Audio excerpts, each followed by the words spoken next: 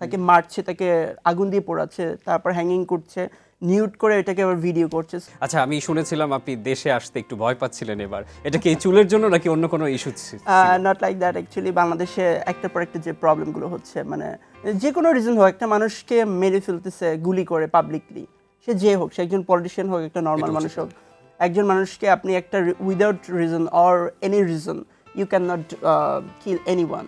তাকে মারছে, তাকে আগুন দিয়ে পোড়াচ্ছে, তারপর হ্যাঙ্গিং করছে, নিউট করে এটাকে আবার ভিডিও করছে। So I think I'm not this kind of people's because of I represent my country for Mr. Universe and I work for Peach. So আমি মনে করি যে মানবিক হওয়াটা সর্বপ্রথম ইম্পর্ট্যান্ট।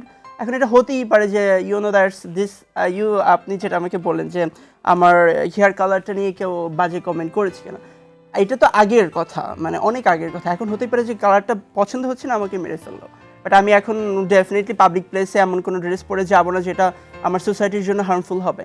বাট এটা ম্যাটার করে না। এখন তো প্রবলেম হচ্ছে আমাকে তাকে ভালো লাগে না, আই ক্যান কিল হিম।